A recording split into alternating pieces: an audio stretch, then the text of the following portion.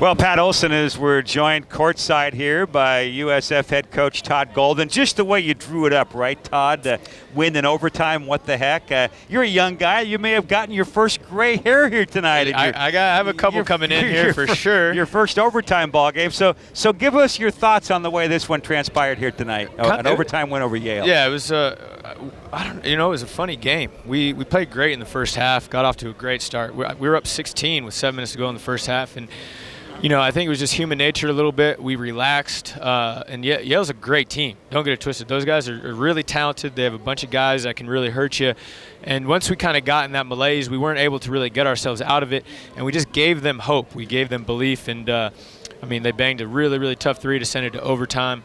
But we just hung on, and I think we kept our belief, especially heading into that overtime, and we executed, made some shots, and came away with the win. I know when you're sitting there on the bench, you never want ball games to go to overtime, but now that it's over and you get the win, probably a good test for your team, but there's going to be some games like this, we know, once you get to West Coast Conference play. Yeah, definitely. And that's what when we were preparing for tonight and for Princeton for that matter, both these teams would do very well in our league. They'd be just fine.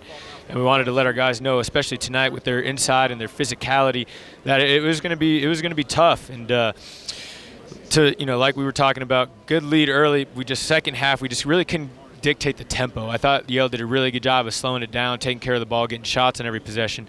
And, unless we were able to get in our press a little bit, we were able to force it. But other than that, they did a good job just making it a half-court game.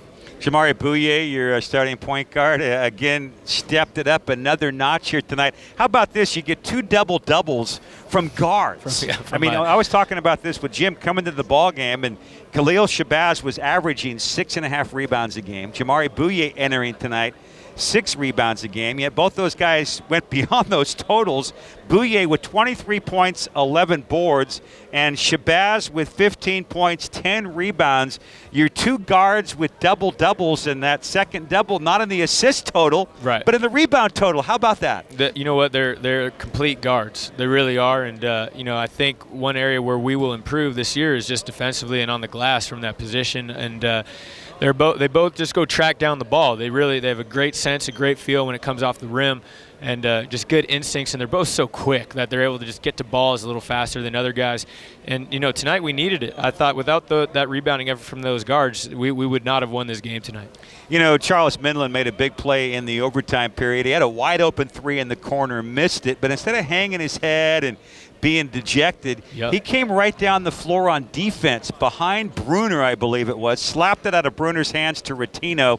It came back to Minland. He went down the left side of the lane, made that layup, got fouled, made the 3-point play. He really stuck with it. That was one of the bigger plays all night long. Absolutely, and honestly, I expect that from Charles. He's a great player. He's a veteran. He's been in our program for a long time, and Charles is a winner. He knows what it takes, and he's done a really good job in those types of situations. I don't ever suspect him or expect him to hang his head, and it could have been the play of the night. They were coming down with momentum, and he did a great job not giving up on the play. Used his length to poke the ball from behind.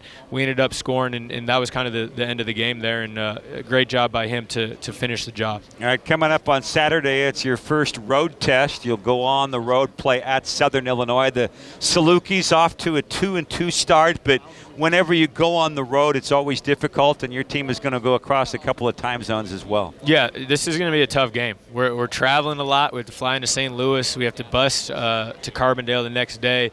And I know this coach really well. We competed against each other actually in college. He played at Southern Illinois. He's really tough. I know they're going to really, really defend. They're going to be well coached and organized. So great challenge. Another WCC level opponent on the road. So we'll see what we're made of. Coach, savor this one, and we'll see you this weekend in Carbondale. And I guess tomorrow night we'll have you on the debut edition of the Hilltop Hoops Hour. Sounds great. Good to see you, Pat. All right. Coach Golden going to enjoy it. His team is off to a 3-0 start as we continue with more on KNBR 1050, the sports leader.